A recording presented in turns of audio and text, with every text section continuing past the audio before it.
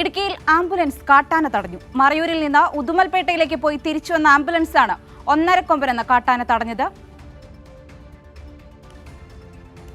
വിവരങ്ങളുമായി അമൽനാഥ് പാടിച്ചാൽ ചേരുന്നുണ്ട്. എപ്പോഴായിരുന്നു സംഭവം? എന്തൊക്കെയാണ് വിവരങ്ങൾ അമൽനാഥ്?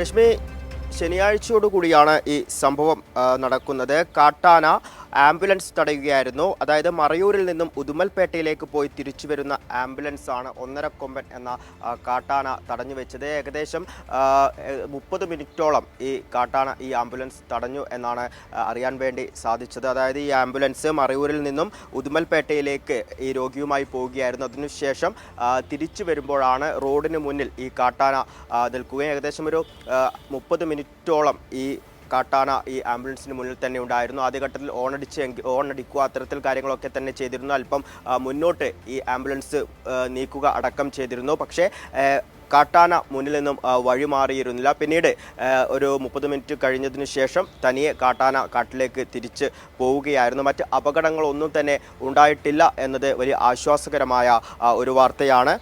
എന്ത് തന്നെയായാലും മറ്റപകടങ്ങളിലേക്കൊന്നും തന്നെ കടന്നിട്ടില്ല. രശ്മി, ശരി. ഇടുക്കിയിൽ രോഗിയെയും വഹിച്ചു കൊണ്ടുവന്ന ആംബുലൻസാണ് കാട്ടാന തടഞ്ഞത്. വിവരങ്ങളാണ് അമൽനാഥ് പാടിച്ചാൽ നൽകിയത്.